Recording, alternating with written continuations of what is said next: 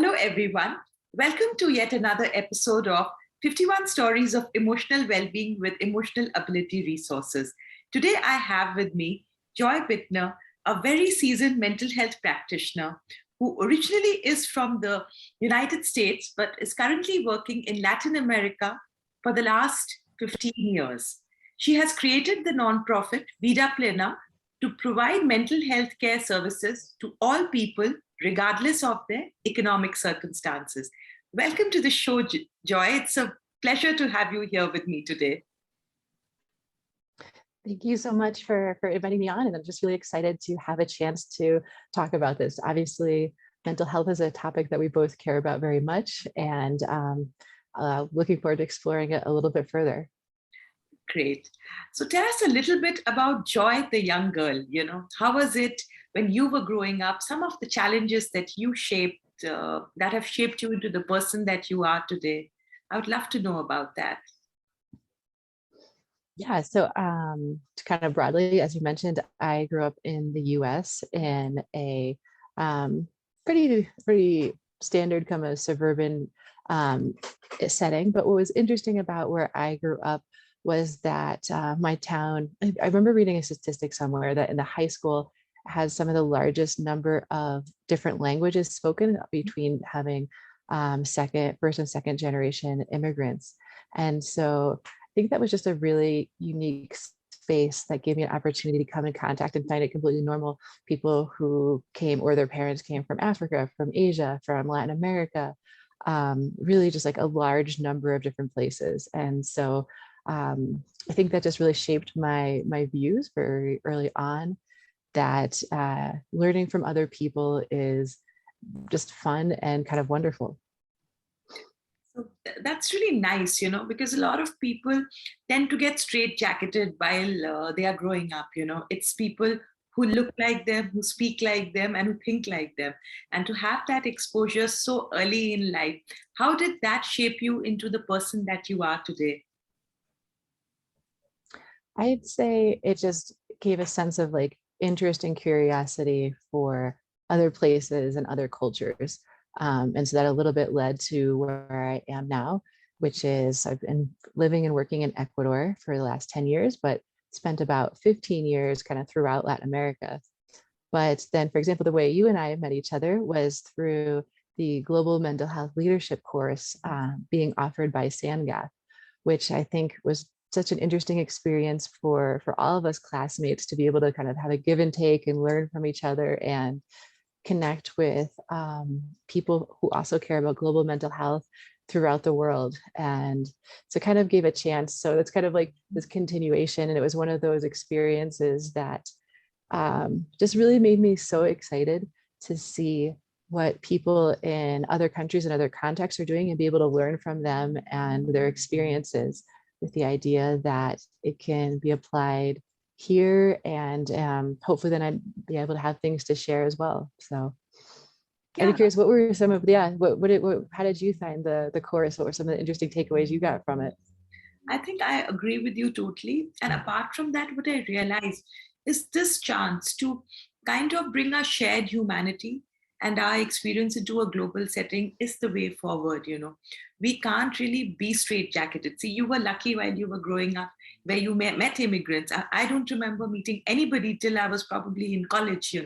It just did not happen. It was people who looked like me, who thought like me.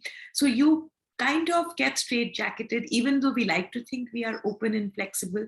But such courses make you realize that the world is indeed an oyster and much bigger than any of us can fathom. And when we come together, we really learn so much, and we can synergize in ways in which everybody benefits. And ultimately, people in low resource settings where you work, where I work, they need to be benefited, because we don't know who can be of help, what can be of help. So yes, that's what was my personal realization after our Sangat course. And I think I personally developed a more global way of looking at problems or mental health intervention, especially because before that I used to be very local and indigenous in my approach. And with mental health, we've always grown up thinking that yes, it's something where you sit across the person and you talk. But the pandemic taught us, and then such leadership courses also teach us that no, that's not necessarily true. That's just one aspect. Yeah. And I think that's what I love so much, what you're talking about, that kind of bringing in different models of mental health. And I think that's what Sangath is really promoting. And they have developed this incredible body of evidence behind what they're doing. And then that's what I'm trying to be able to adapt and bring in here.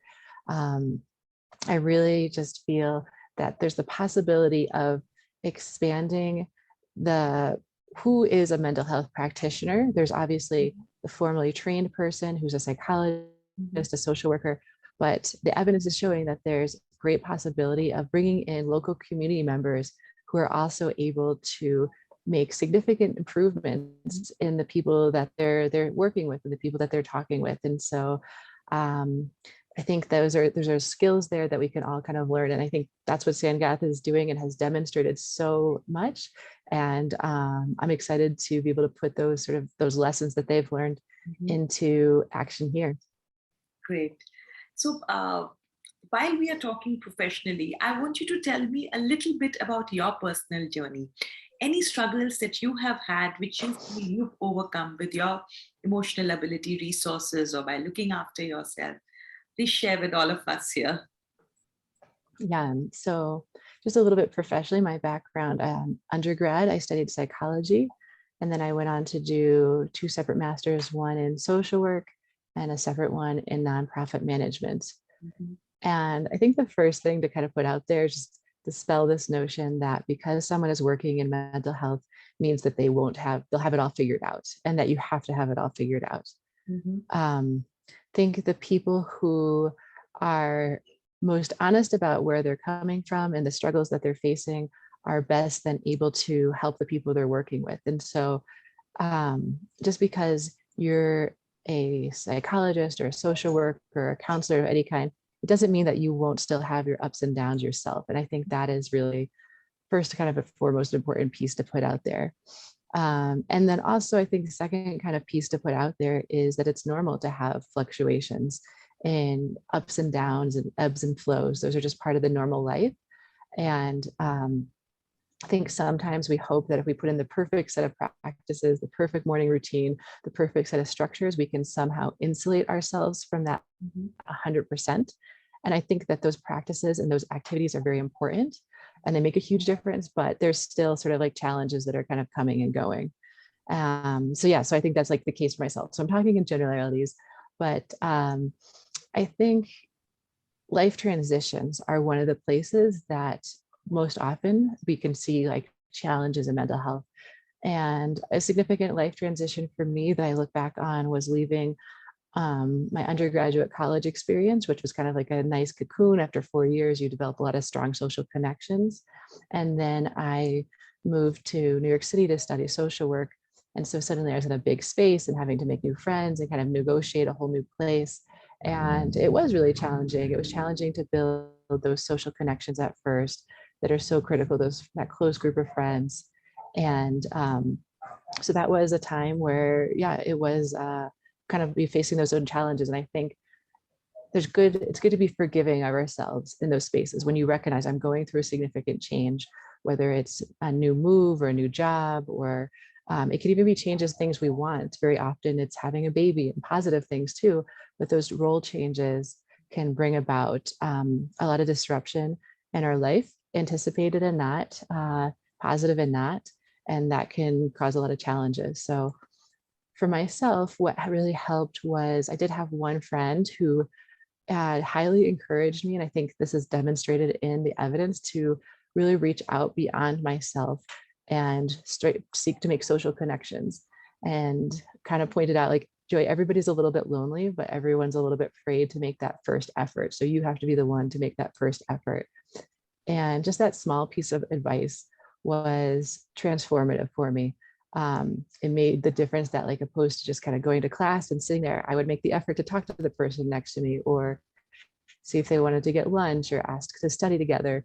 And so to kind of start to build those social networks really just made a huge difference. And even if it didn't result in like, okay, we started to actually build a friendship, there's a tremendous body of evidence that shows that just those small social interactions where we actually have like a tiny but human connection with somebody makes a tremendous difference in our overall feelings of well-being. And so, yeah, those are kind of just like some small, like one kind of example, but and some of the techniques that I use to get through it. But I think those are the types of things that are applicable to people in all sorts of circumstances.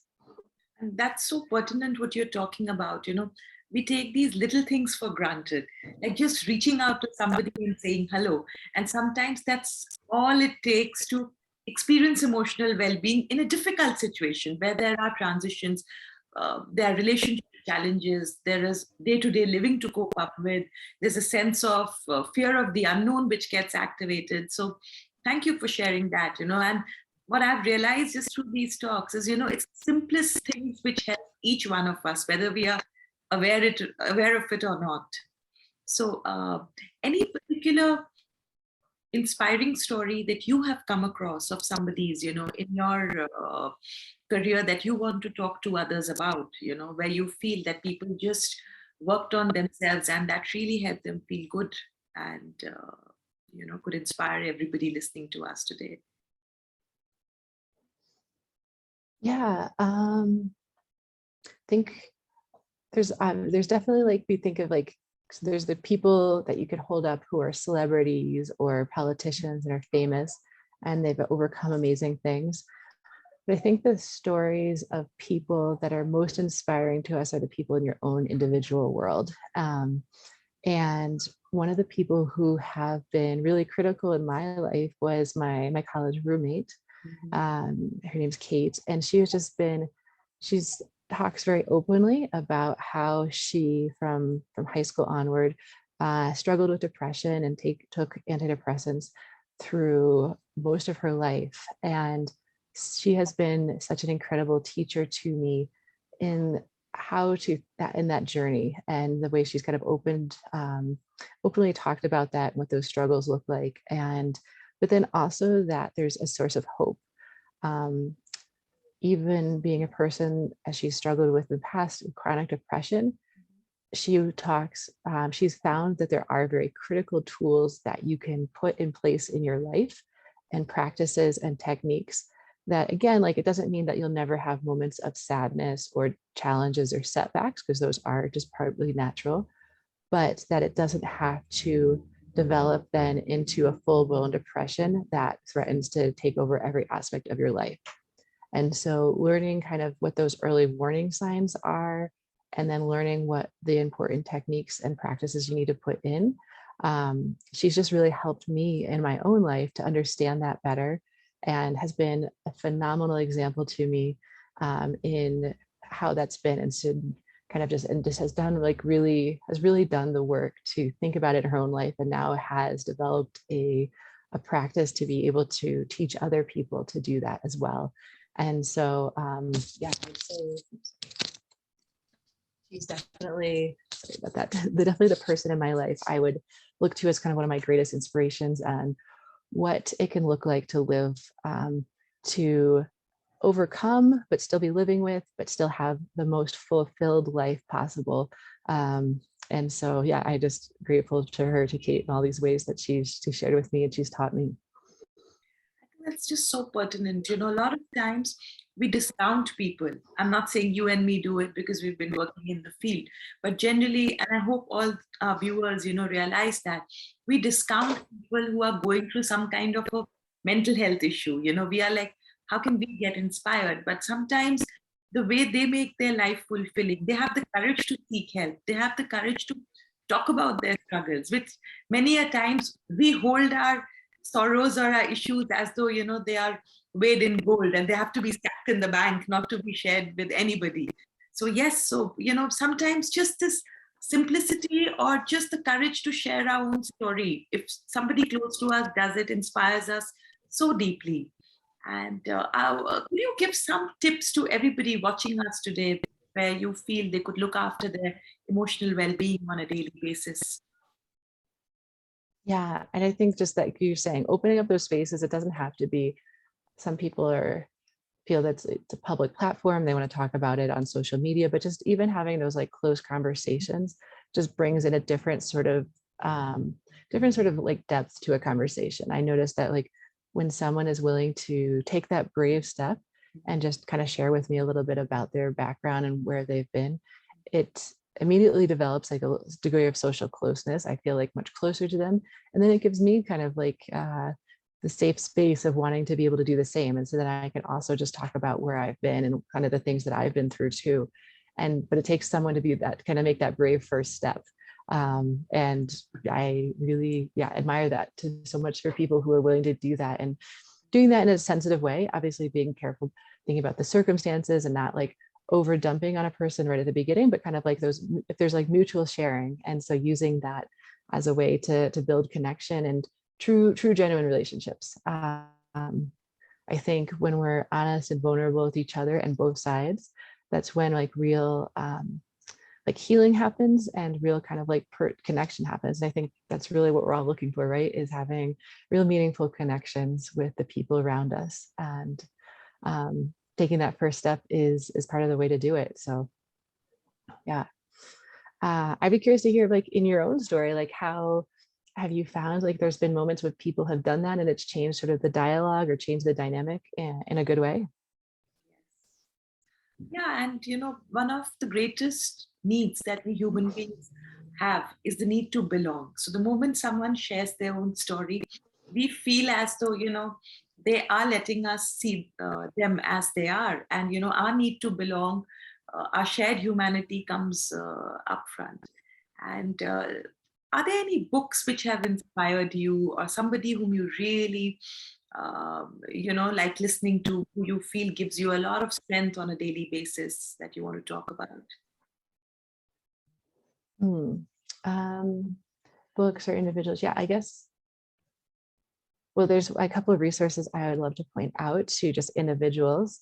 There is a teacher, a professor from Yale University, Laurie Santos, and she offers a free course on the platform Coursera, and it's based on positive psychology. And it's I believe it's called the Science of Happiness. And she has a great podcast, just really looking, and it's a completely free course. Then she has a whole podcast, and so Laurie Santos, and she's just really done a great job in breaking down the evidence from positive psychology into how that can be put in practice on a daily basis. And then there's another great organization called the Action for Happiness. They have groups that meet informally, completely free to join. And they also, again, are taking the evidence from positive psychology and breaking it down into daily, kind of monthly practices that you're working on. And so some of these things are gratitude and empathy and being active. And so it's taking those things that have, so what I love about mental health, I think mental health has kind of traditionally, mental health has looked at like what are the problems that people are facing and how do we help them overcome them. And this whole new branch of mental health psychology, specifically called positive psychology, which is really looking at what does it take to live a good, flourishing life, and not just what are our sort of intuitions, which may be correct, but also like what is actually kind of the evidence, the social science say behind that. And so kind of like knowing what some of those things are. Honestly, many of those things are common sense things, but kind of just knowing how that behind that means you have the knowledge and then the power to be able to implement that in your own life. And so I think those are the types of things that really have helped me and encouraged me along the way. Is like the idea that happiness and sort of this like well-being and overall well-being, emotional well-being, physical well-being, but really just like the idea of flourishing, it isn't something that just happens to happen like magically or by luck. It is something that we can choose to build into our life. It takes effort. It's not easy, but it is something that we have control over and we have the ability to develop. And sort of like somebody who decides they really want to have the perfect body. And so they start going to the gym, they start with lower weights, or they want to become able to run a marathon. You start by walking and then you walk further distances, then you slowly add jogs in. And so I think it's the same idea. We can build up these muscles and these sort of like strengths. And so I think it's more than just like rising beyond like mental illness, it's what does it take to build a life that is like meaningful and fulfilling in sort of all aspects. And yeah, that's what I get really excited about, is like working with people and having kind of conversations about like, what does that mean? Mhm. And how do you implement that in your kind of day to day? I think that's So really pertinent. You work in a setting, we've spoken about it before, which is economically very challenged most of the time, right? People there face a lot of difficulties. Any anecdotes or any tale of flourishing that comes to your mind, someone who has inspired you? Because a lot of times I feel I personally get inspired by trainees in my workshop or people who come for therapy, while I am helping them, there are sometimes their own journey of courage and resilience. I learn a lot from them. So, any anecdotes or any person's story that you would like to tell us about would be wonderful. yeah. So I originally came to Ecuador because I was running a fair trade company Mhm. that worked with indigenous artisans, mostly women who make handmade jewelry. And so a big part of that was spending a lot of time in people's homes, sitting around kitchen tables, stringing beads, making things together. Um, and so naturally, as you're just spending hours and hours together, you start to get to know people's stories. And there was one woman in particular, and just to be like sensitive for identity, I'll just call her Maria.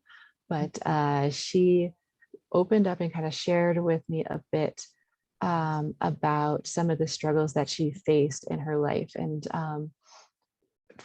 quite tragically, her husband had taken his life, and so just sort of like the fallout of that and what had happened.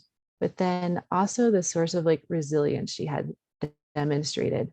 The fact that she had several small children, and the fact that she decided how she was going to very intentionally continue to support them and move forward and take on the role of being the primary breadwinner, and what that looked like in her life. And she's just really became like is a source of inspiration to me, in the sense that in the face of challenges, and she would come from what would be statistically described as an economically deprived background, um, but not letting those types of things hold her back. And so I think for her, sort of like some of the strength of her resilience came from the people that she had in her life, some ties in her family or community, but then just very much like that sense of purpose that she had of like knowing. And I think we all need to find whatever that is for us. And for her, it was very much like, for many people, her kids, and knowing that she had to continue to be there for her kids and continue to support her kids. And so really happy to say that we were able to get her a full-time position working with the jewelry company, which helped to kind of smooth over some of the economic challenges that her family was facing.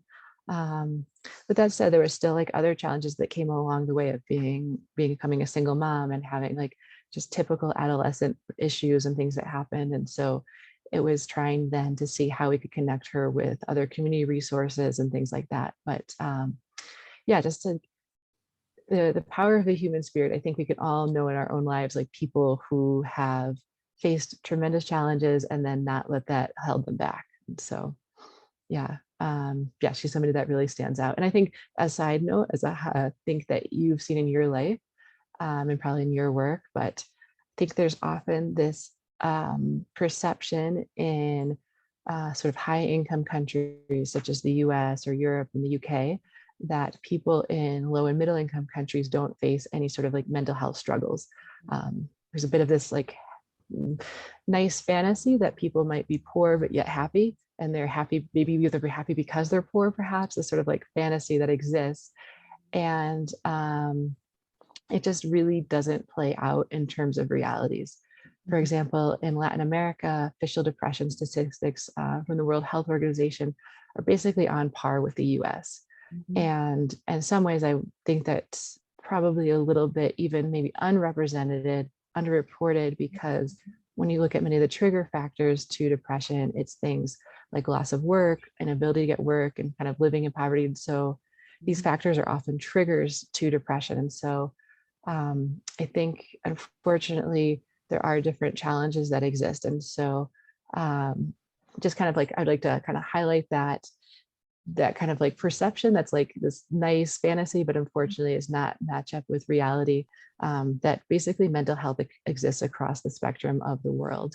And we have demonstrated therapies, which is like a big part of what we were looking at going back to the Sandgath course, of like there are demonstrated interventions and possibilities to be able to address those issues. They're evidence-based, they're proven, they're tried, but it's a matter of implementing them at scale and in a number of different contexts. And so, so kind of like looping around, challenges exist every place, but there are solutions that we do know and we have found. And so it's just a matter of getting them to the people who need them.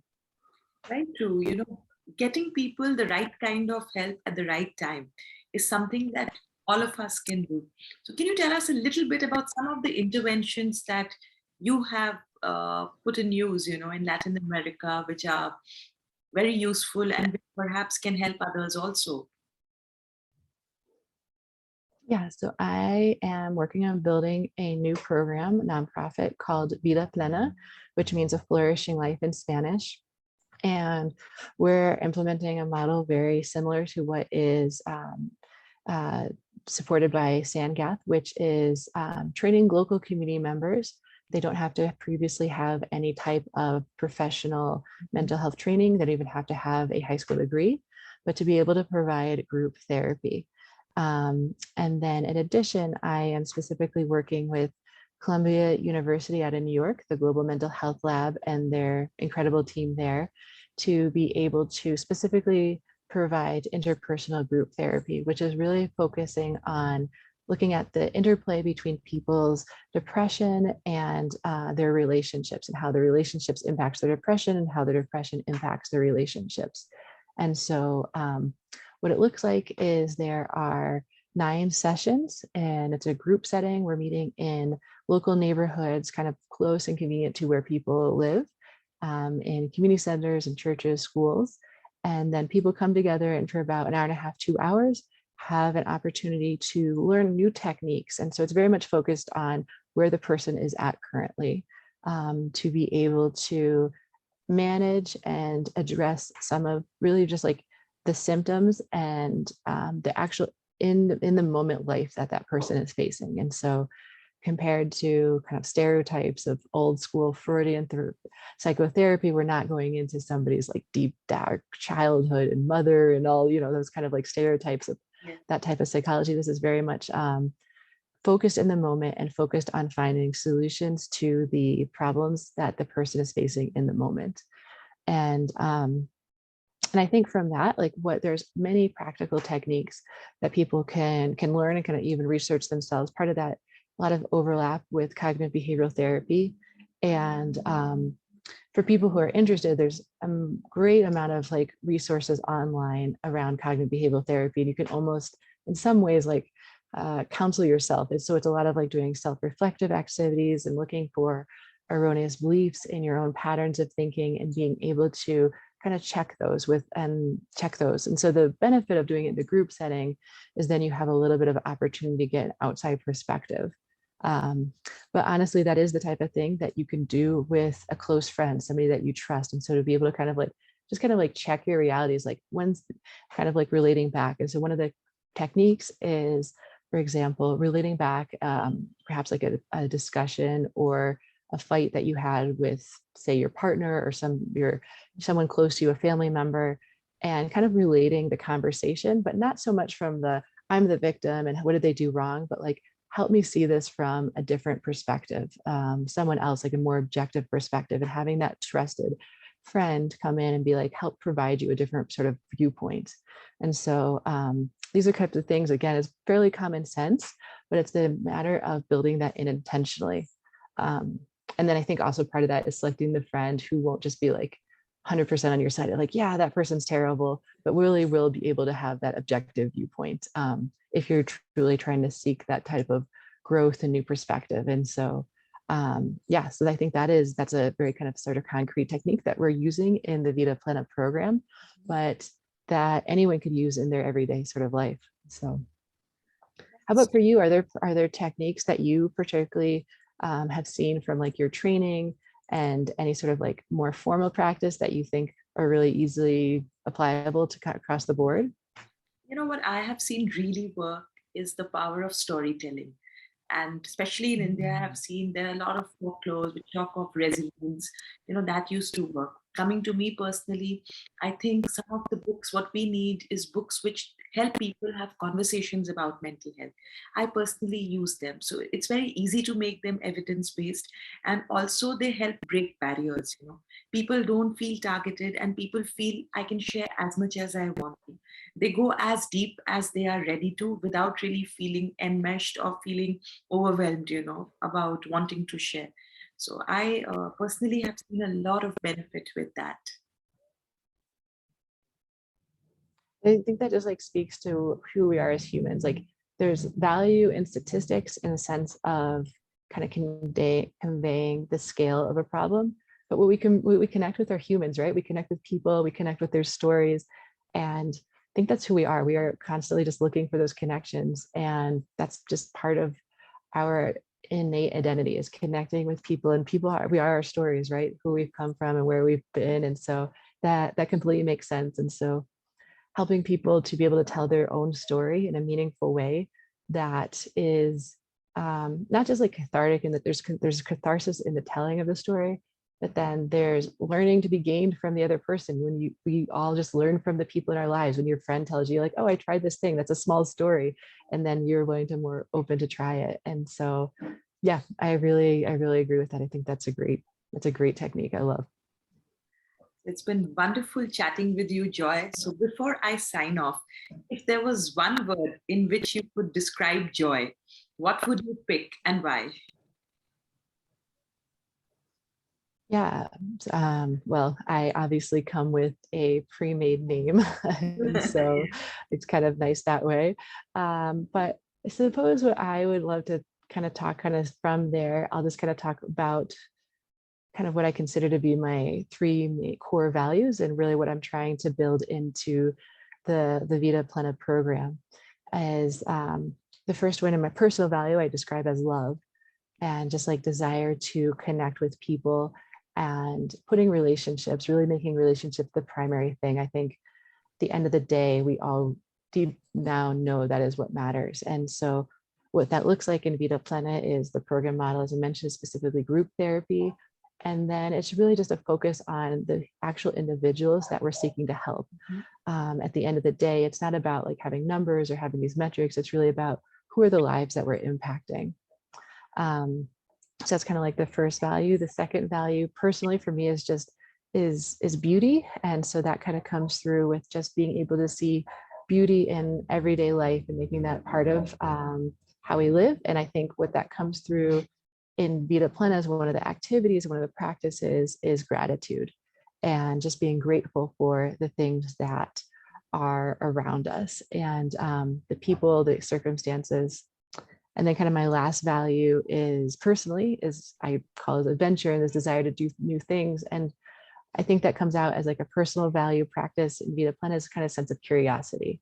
So the organization being open to research, being open to learning both from the people that we're serving, learning from the local communities, and just having this broader sort of curiosity and openness to what they have to teach us. And so it's kind of like how my personal values, and so sorry you said one, but here's three, and then how they kind of like play out in what Vida Plena is and what that looks like. And so at the end of the day, like I said, Vida Plena means flourishing life. And I think that is what we are all seeking in our individual lives.